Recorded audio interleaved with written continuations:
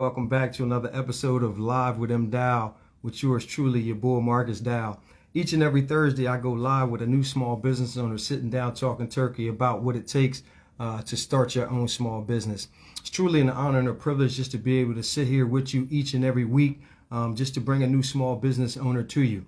I'm honored and privileged because not every day we get an opportunity to sit down with small business owners and highlight them for the work that they do in our community.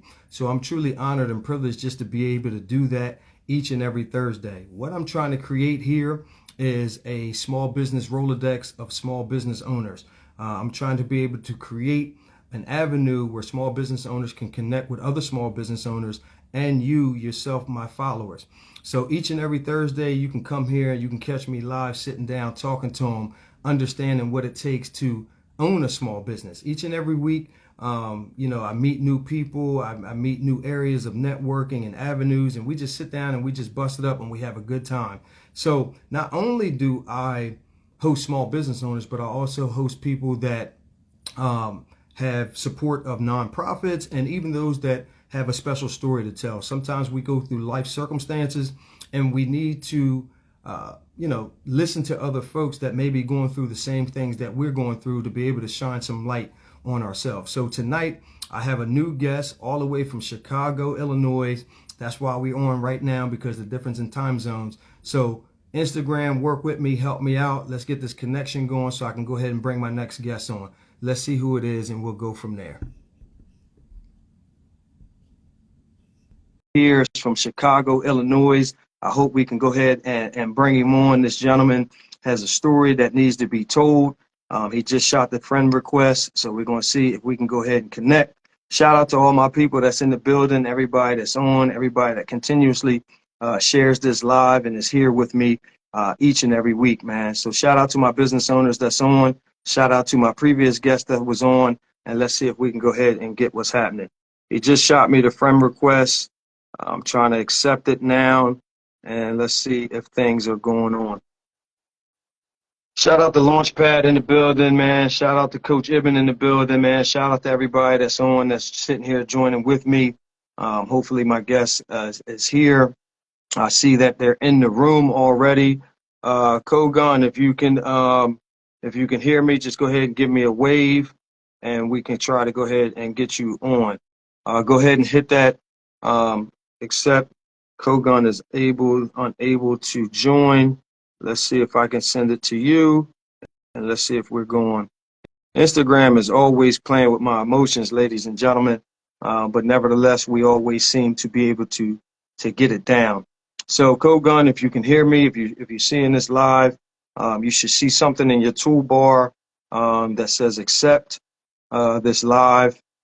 You can go ahead and hit that. Give me a thumbs up if you're still here, if you can hear me, what's going on. But while he's trying to connect and while we're trying to connect, once again, born and raised in Chicago, Illinois, attended private and public school systems, also attended an HBCU. I see you down there. Hello, I'm requesting.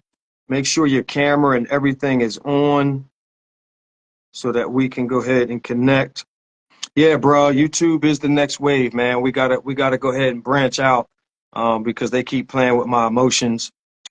Marco, make sure that your camera's on and all your settings is available. It keeps saying that you're not able to join. I hit the accept button here. What up, Ed? How you doing, bro? Ladies and gentlemen, just be patient with us. My sister just joined. What's up, T? We're trying to connect here, troubleshooting. Everybody seems to hear me. I'm shooting this request out.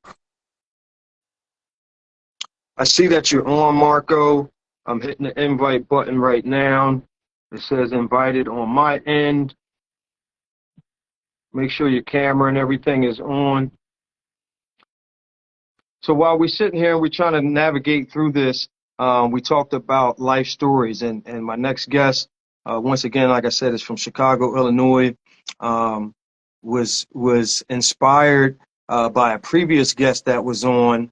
and felt not robbery to hit me up because he said he also had a story to tell. So, you know, I'm trying to get this person on so that you guys can hear the story.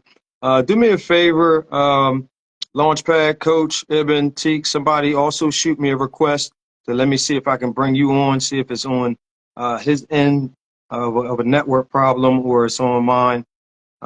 Request submitted, not sure what the issue is.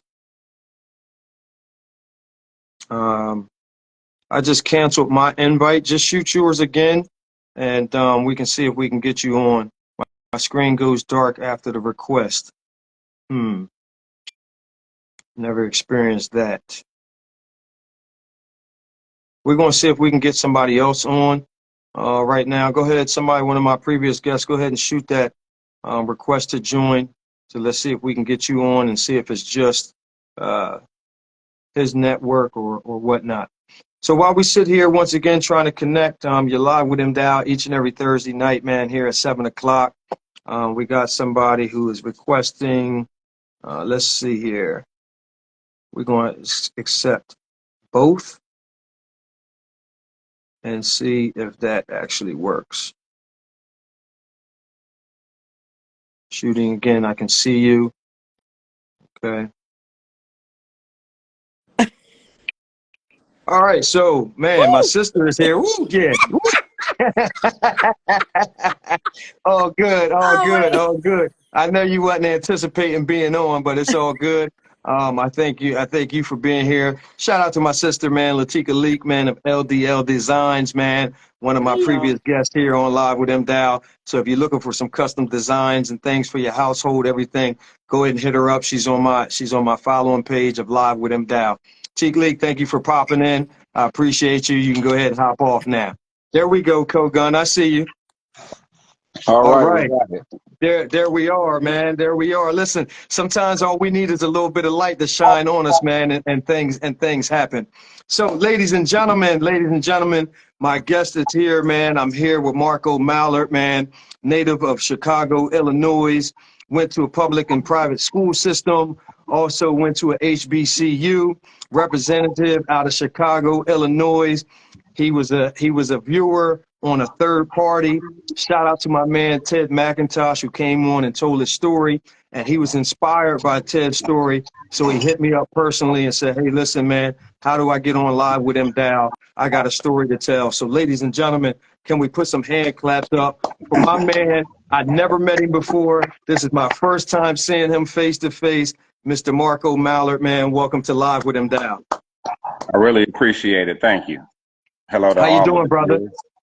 Can't complain. Just coming in from a kind of a short work day, but started late. So just getting back home and excited to do this. So, you know, a little bit of not in just fresh sitting waiting, but still looking forward to sharing my story and sharing the information that I have experienced, you know, based in my journey. Hey, man, listen, I want to tell my viewers very quickly the backstory of how things that's supposed to happen in life happens, right? So myself and Marco, we connected 9 weeks ago. 9 weeks ago, we shared DMs about coming on here with Live. And for whatever reason, my fault, I mixed up the dates. I had him down for today. He had in his calendar for the 21st. So I went back and I looked at the DMs, and the actual date was the 21st.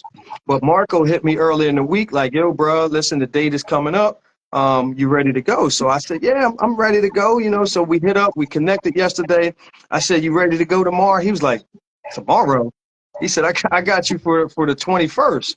I said, "Really? Let me look at my calendar." So I looked at my calendar. I had him for the 14th, but in the DM was down for the 21st. But I tell you, God works in mysterious ways. Is both schedules aligned. He was able to open up, and he's here. So Marco, once again, man, thank you for being here. I'm honored and privileged to be able to host you, to be able to bring you to my followers and discuss your story. So Marco, very briefly, go ahead and introduce yourself to everybody. Let them know who you are and where you're from. Cool. So I'll kind of shoot from the hip. 43 years old, single.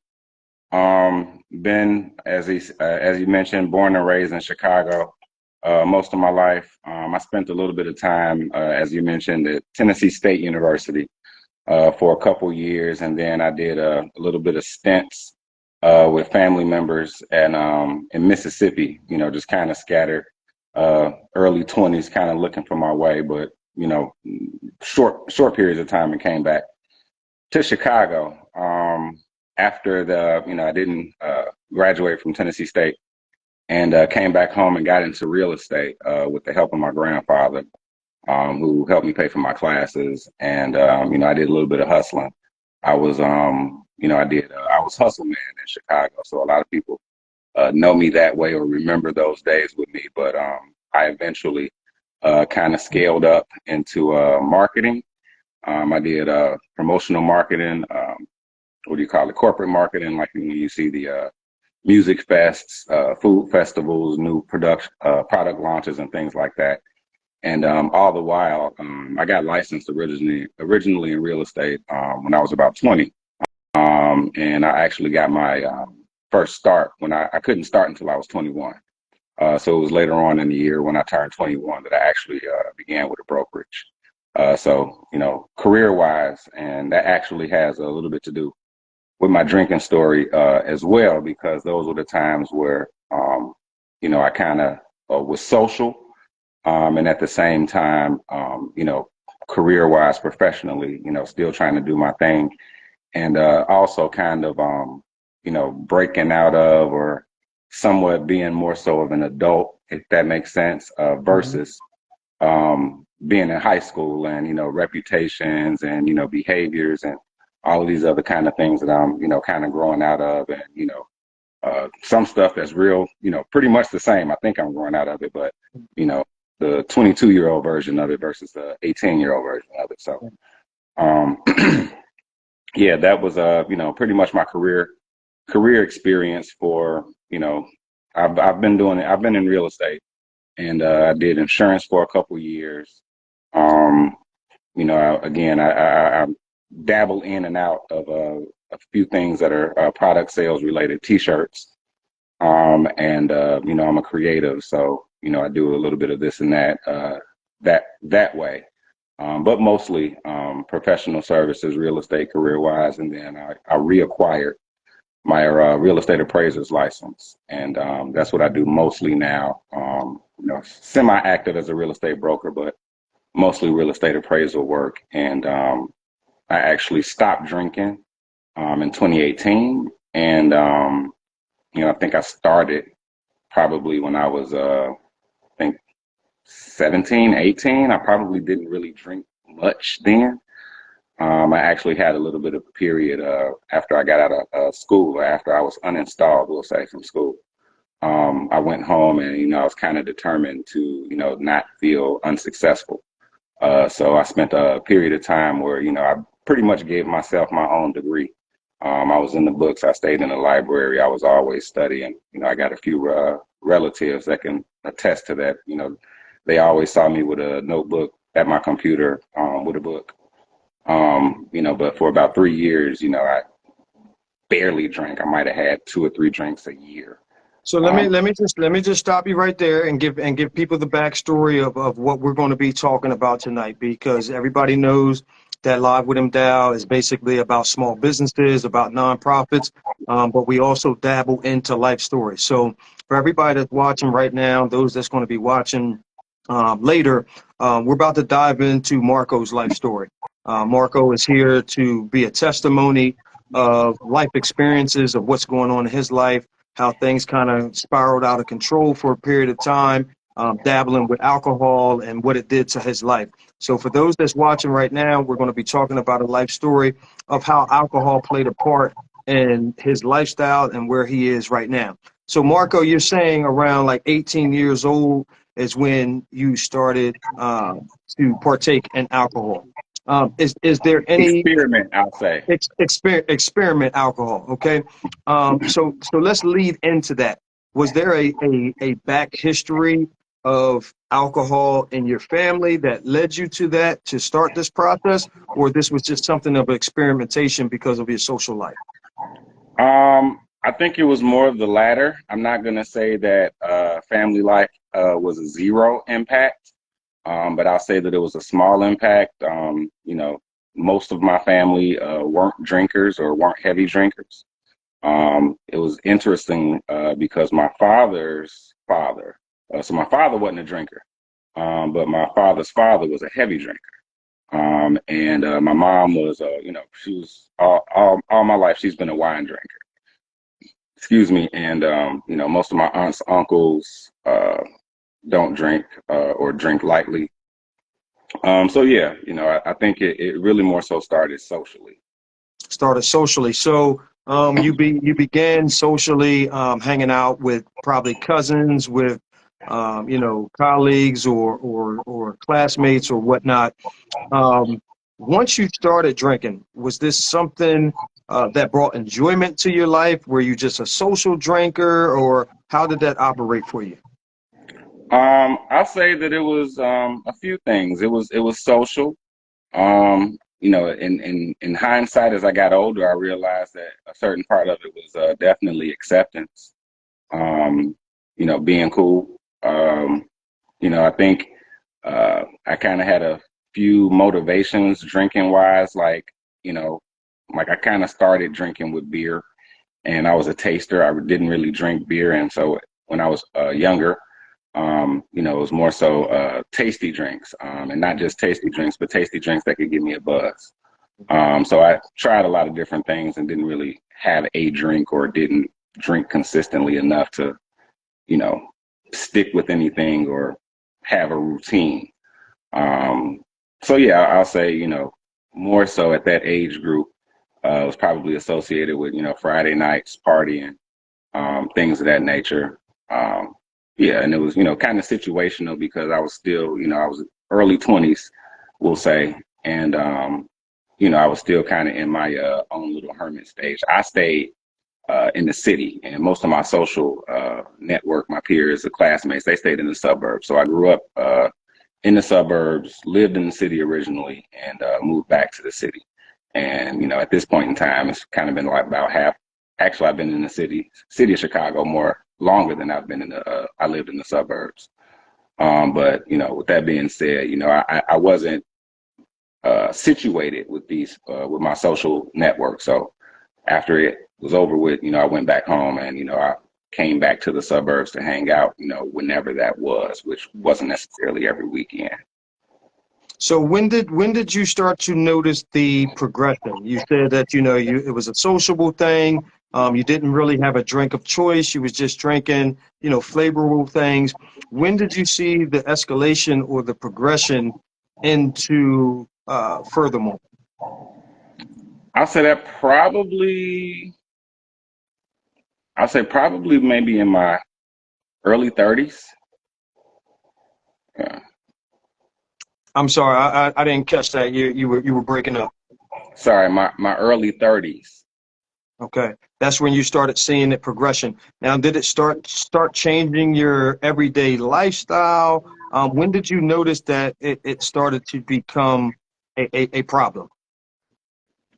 Um, and that's really interesting that you introduced that way because it's like I think for some period of time I didn't know what a drinking problem looked like. Hmm. Um, That's where and that's where I'm getting at. Go ahead. yep, and we'll also say that there could be some periods that I was in denial.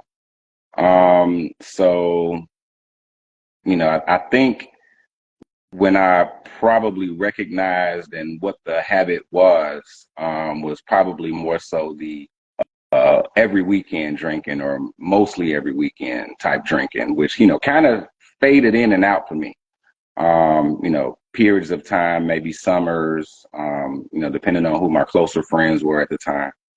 But, we'll say that, it was probably in my early 30s and it was, the every weekend type situation when, I began to recognize, when I say every weekend, Friday, Saturday, Sunday. Um, sometimes Thursday if I was celebrating or had a good week or had a successful day. But give or take Friday to Sunday, holidays, would be a Monday sometimes. So, sometimes that was a Friday, Saturday, Sunday, Monday thing, it was kind of dingy. And then even with that being the case, sometimes, I would recognize that and I would lay off. But, that may, exist for, sometimes 6 weeks, 2 months, 3 months. But, it kind of, in every situation, it usually kind of centered around that kind of weekend social type vibe. Now, did you find yourself drinking to get drunk, be intoxicated, or was, like you said, just because it was a social thing, you really didn't pay no mind to it? I think again, I absolutely, mostly consisted with it on the social and then the tasting vibe. And then, after I began to, have drinks of choice or, have certain experiences, the fun, we'll say that was associated with drinking or with maybe even certain drinks, or with certain people, it's kind of a mosh of different scenarios. But safe to say that, around that time, um, I didn't drink for, I didn't drink really to get drunk, but I began to, kind of experience the buzz, and then it was just like, oh, this is cool. Mhm. And then, again, kind of like in that progression time, there was a spectrum of, I kind of, there was a lot of recognizing myself, and my habits, and what were the motivators, and what were the environmental impacts, if that makes a difference, if that makes sense. But there were some times where I could have a few drinks and be all good, have a bottle, bottle or two over a weekend, and be all good. And then depending on the diet, if I didn't have enough rest, sometimes the drinks just put me to sleep. Mhm. Other times, I would kind of buzz and crash.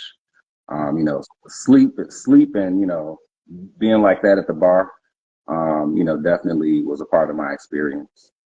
Um, yeah, but Now, now, did it actually, was there a point in your life where you started to realize that it had an effect on your professional uh, career or your everyday life? Did you notice that it started taking a hold on you, or were you basically, like they say, quote unquote, a functional? You were able to still operate and do things on a norm, which led to your denial that you didn't have an issue. I was definitely functional for a long time. Functional in a probably also a deceptive way, if I'm being honest. Mhm. Um, and work wise, I think I don't think, and I think most people who know me closely would probably say that I don't think I had really more situations than the average person. After a weekend, it's just like, oh man, I had too much, I'm calling in. So there definitely was those days, but that wasn't a regular recurring situation. Again, I think kind of my pattern was, I didn't drink regularly, but it was, weekend, every so many weekend binging. And, I think probably the things that first started to hit me in terms of uh, regularity as far as problems was probably more so health related, and the recovery time getting older, I can't bounce back like I used to. Mhm. Mhm. um, other types of indigestion was something that came up with me often. Heartburn, and kind of like the intestinal bowel type things, I realized were drinking related. So those were probably the first things, and that definitely made a presence, without again, back then I probably could be in a little bit more in denial, but I'll say that I probably definitely had some moderate health matters that I kept under control, but they were definitely affecting me ongoing So in my early 30s. So at what age, you just mentioned early 30s, but at what age did you come to terms or come to grips with yourself to say, hey, listen, maybe this is not sociable anymore. Maybe, I've crossed that line, and I got to start to evaluate some things in my life. I say it's interesting how that plays out too, because as I mentioned, in my early 30s is when I started to recognize it. And some of my friends, network of people that I hung out with, those regular drinking buddies. I actually remember being drunk and being on the phone and, giggling, was like, I'm gonna stop drinking one day, and continue to drink, and probably finished that drink, finished another one, and then went out to hang out to drink some more. To drink some more. And I feel like that was like a particular weekend. I'm kind of remembering that setup. It was around, early summertime. I'm thinking it was like the week of like a Memorial Day or something like that.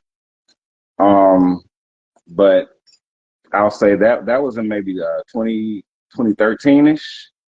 And I think it was kind of around, maybe I'll say 2016, 2017, when, I started to really look at myself at, how and why I was drinking and the frequency and, how I was feeling again. And also, again, that's when, the social aspects of drinking and, those experiences kind of really started to show up, or I started to see certain things. And, it got, I got tired of it altogether. And, it was probably, maybe, I think so I was working corporate with a company that, had decent benefits. They weren't great benefits, but they were all right. And I was able to do some counseling. So I went to, some alcohol counseling courses, or, I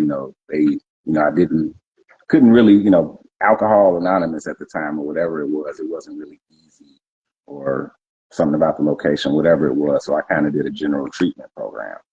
And the program itself was with, it was all users, all substance abuse people, and, alcohol, drugs, all types of drugs. And, it's kind of weird, because even in there, they was just like, dude, you ain't got no problem. We got real problems. Mm-hmm. And I would, again, so that wake up call, and then, kind of mixed match experiences about, being in the street and feeling like I was being told that, oh, you're too drunk, or you've been drinking, and then, being in this treatment program. And even my personal counselor, she was like, dude, I don't really think you're that messed up. Maybe you got some situations, or maybe you had some, and I wasn't even in there. Like most of the people who were in there alcohol related were in there for like driving situations. They had to get, the judge ordered and things like that. And, they always asked me that. They was like, so you got a court order or police? I'm like, nah, I just kind of wanted to be better. And, it would just be kind of weird. They're probably looking at you sideways, like, dude, you shouldn't be in here. You know what I mean? Like, you don't have these type of issues. So once again, real quick, ladies and gentlemen, if you're just tuning in, man, I'm with Marco Mallard, man, hailing out of Chicago. My guest tonight, sitting down here. I want to commend this young man for just being here, being open, being honest, and being transparent with his drinking situation in life. He felt compelled to come on and tell a story after seeing another live of a similar situation of someone. So once again, I want everybody, man, just to put up those fires, put up those hearts, because it's not easy to come here and be transparent and sit here and talk about your situation and what life is doing. So here we are now. You're 43 years old, man. You look back over your past, and you made the decision to accept sobriety. You come to the terms where you said life is not going the way that you want to. You're not getting that bounce back. You're getting older, so on and so forth. How long has it been since you actually had a drink? So I stopped. It was kind of a curtain drawing. When I stopped drinking, it was the weekend of, again, another weekend situation of my high school reunion. So my 20th high school reunion in September 2018 was when I had my last drink. I think I had, what was it? I worked that weekend as well. So, it was a drinking weekend. So I worked through drinking. I was, going in and out of my appointments, grabbing, shooter bottles and going back to the party, as soon as I can get back. And that weekend itself, the way it played out, I think that was it was a psychological boom for me. But it was really interesting. But we go in and out of our drinks of choice. I was mostly what do you call it? Not exotic, but import beer drinker. I tried craft beers a lot, and I really didn't. Tequila was my thing. I like shooting tequila. But after tequila got tired, I went through my whiskey phase, and I was like, I need a new good drink. Like a little, a hard drink to where I can feel like I get my, and have my beers and be fine. Or if I want to get slapped, as we say in Chicago. Never intentionally, what I'm saying, Right. getting slapped. But sometimes it was like that, you know what I mean? It happens, right? Yeah. But this one particular day or this weekend, mostly drinking beer, had a few shots, plenty of pictures for the weekend. I still see those pictures. They come up on my timeline. But that Sunday night, I came back to the city. So once again, this was in the suburbs. I came back to the right. city. And I came back to the city and, decided to keep the party going. There was a little festival going on in Hyde Park, neighborhood in Chicago that has a lot of community events and things like that. And, I went to the liquor store intentionally, to say, let me find, Let me find me something. And I found, I think it was like, I want to say it was like a Martell. And it was like this white label, and it was like, I called it Diet Hennessy. But that's kind of, it was like a light cognac of sorts. And I got it and, drank it. It was smooth, tasted great. And then, I had, what I thought for me was kind of a wild night, and it wasn't dangerous. Didn't necessarily have any run-ins and things like that, but I just kind of went from bar to bar, drinking still with my little pocket drink. And then, I found myself in, these like weird daytime-ish, like, I was so much awake in the alcohol at 2 and 3 a.m. That, like I felt out of sorts. And, just, having conversations with people and, kind of blinking in and out of not necessarily sobriety, but just, feeling myself and like, who is this person? Where am I at? Why am I at this bar? Right. And, again, I had this little drink that I had sipped on and, took it home that night, so after I'm going through this weirdness in this bar, and, with these people, the neighborhood is not too far away from home, again, drunk, well enough to make my way. And, drank the rest of my drink and, felt real good, had a little bit left. Next morning, Monday morning, drank a little bit more. And, I kind of looked at the bottle and I was like, man, this stuff is real good. And I'm like, this is kind of like, I think this is what it's like to be a functioning alcoholic and, like to have to have your drink. And, this is the lifestyle. And, with everything else that was happening, plus that, I was like, nah. No, this ain't it. Yeah. This ain't the feeling that I want no more. So, yeah. 2018, 20-year reunion, you make the decision to stop drinking. Here we are in 2023, almost 2024. You're looking at almost 6 years sobriety. Hand clap to you. Congratulations to that. Much power, respect to you. So here we are now, 2023. How much has your life changed? It's I don't know if change is descriptive as shifted. Okay, I like that.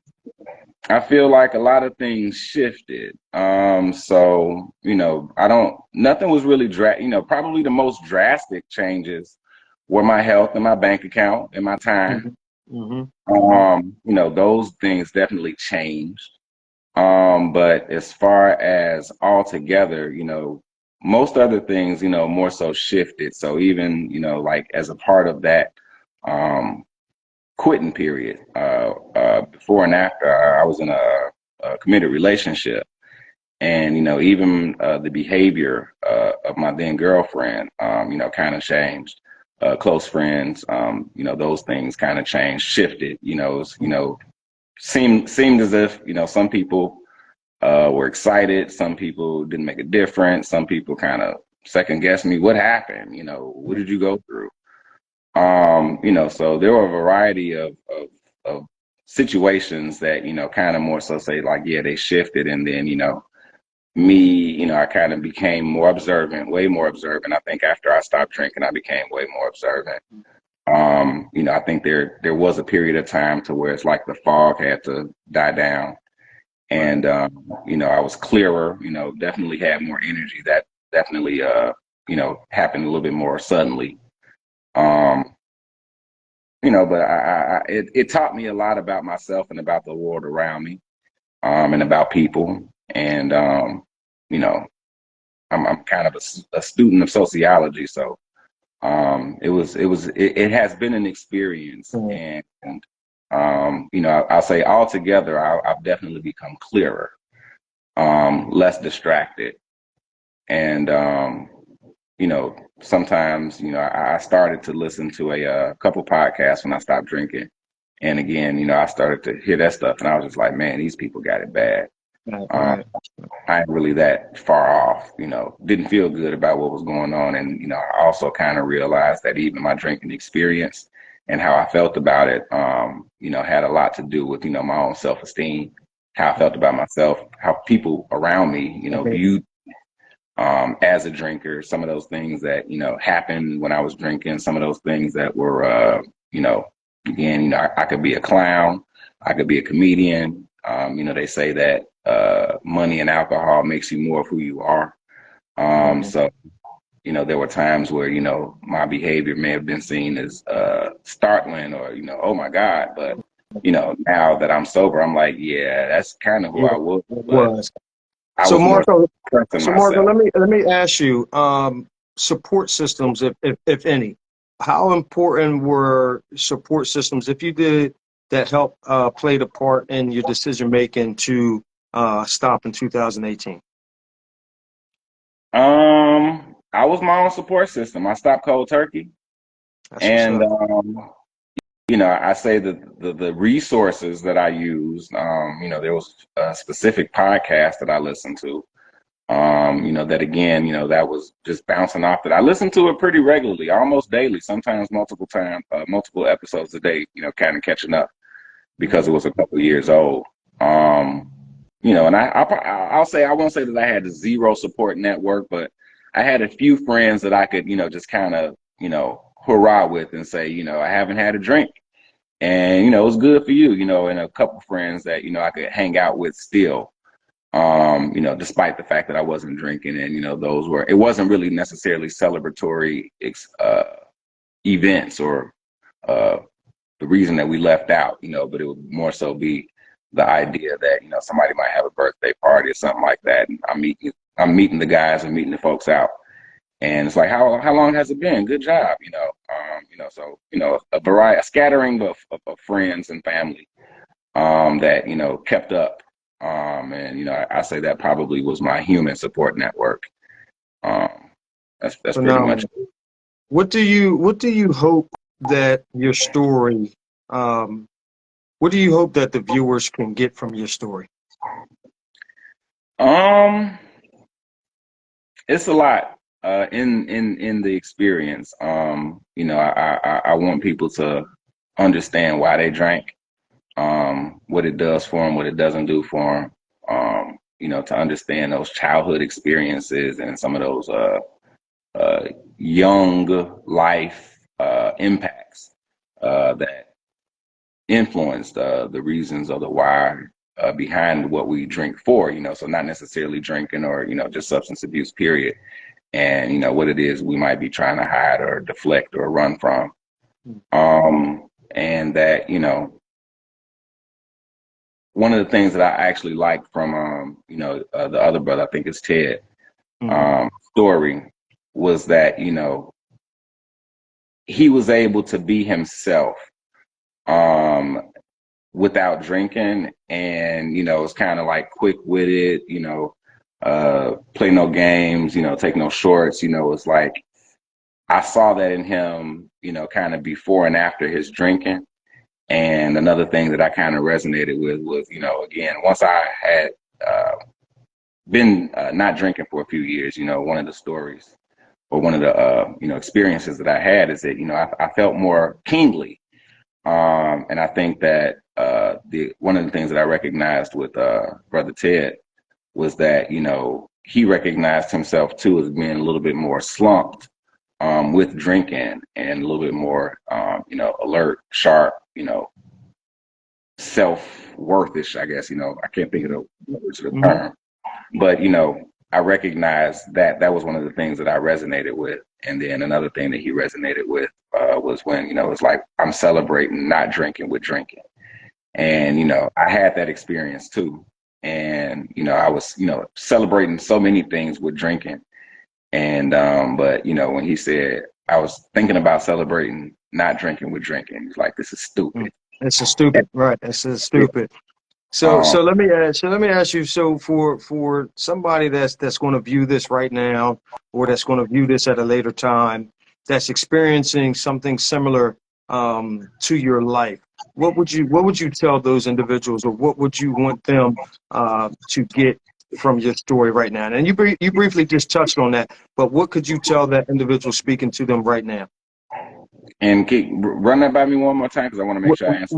what can to someone that's watching that may be experiencing somewhat of the same issues or problems that you experience, what could you tell them to help them overcome their situation? Um,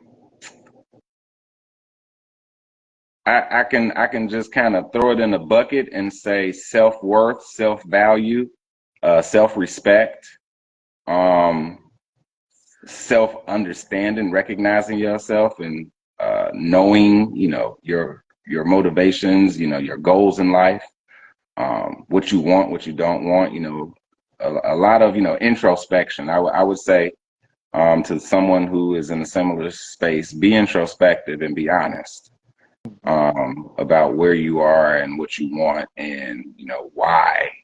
Not just substance abuse, but anything. Because I found a lot of answers, kind of just sitting quietly, and again, drinking was a distraction from that. Um, so I'd say, yeah, just be honest with yourself, and believe that you have the power within to make these things happen. Because again, I stopped cold turkey, and a lot of people didn't think that I could do it. They asked me, was like, offer me drinks. Was like, oh, you're not drinking for real? And Mhm. I had so many different experiences. After that, not being invited out. I didn't think you wanted to come. You ain't drinking. You ain't as fun when you're not drinking. I When you're heard. not drinking, right, right, right, right. So yeah, a lot, and not only that, but hearing that stuff, taking that in, it, again, being a student of sociology, and then being, beginning to be more self-reflective, honest, shadow work and all those type of things. I took those things, and, I kind of turned them inside out and learned about those people and learned about myself too. Awesome. So, So, yeah. Marco, last question before I let you go. Once again, ladies and gentlemen, you're live with M.Dowe each and every Thursday night here at 7 o'clock with a new small business owner, someone who supports a nonprofit, or someone who has a life story. I'm here with Mr. Marco Mallard, man, who has opened up and been transparent about his lifestyle, dealing with alcohol and how he's handled it over life. Marco, from this live, I know this may be your first time speaking publicly about this. Is there any goals in your future to endure any type of more public speaking, or just bringing your story to other people so that they can also understand that they're not alone? Is there anything else in life that you want to pursue after this live? I got a lot of things that I'd like to pursue. I'm a busy individual. I'm busy and not busy at the same time, you know, kind of year and seasonal wise as far as time of life. But I'm about to get into a lot of things that are gonna, you know, kind of keep me going. You know, I'm a real estate broker. I'm a real estate appraiser as well. So I'll be scaling up my real estate appraiser's license to a commercial appraiser's license eventually. You know, I'll be getting into more so real estate investment management. That's kind of that's where I really started with my real estate career and got distracted. You know, that was a journey as well. Simultaneous, you know, kind of sideline with that. I think most importantly, as far as personal goals and, you know, where I'm going after this, again, knowing myself, recognizing my core talents and my interests, my strengths, my gifts, you know, a little bit more unique than just, you know, professional corporate type things. You know, I realized that I got a gift for gardening, lapidary, which, you know, crystals, jewelry making, beading, you know, a few artsy things. You know, I'm a mechanic, you know, I'm a carpenter, you know, I like doing things with my hands. So I'm trying to get to a space to where, you know, I can kind of do what I want, when I want, wake up if I want to do some appraisals, or if I got some appraisals to do, you know, I can make my 6 figures just doing my little things, selling plants, selling crystal necklaces, doing appraisals, sell a few properties a year, you know, own a few properties, you know, so I'm going into that career wise. But even with that, you know, I kind of want to be player with it. I don't necessarily see myself going in and out of the office, you know, robotically, you know, Right. float around in my velour suit, you know, with my Air Maxes and my fitted cap, you know, with my I can braids, dig it. I can dig it. I can you know, dig it. and just be real myself, you know, and, you know, just be real smooth with it and, you know, playing it right, you know, and by time I'm 50, you know, I'll be, you know, cool 10 million worth, something like that, you know, but, you know, that's kind of where I'm Amazing. at. I just kind of want to do me. Amazing, brother. Listen, Marco, I appreciate you, man. Truly honored to be able to host you tonight.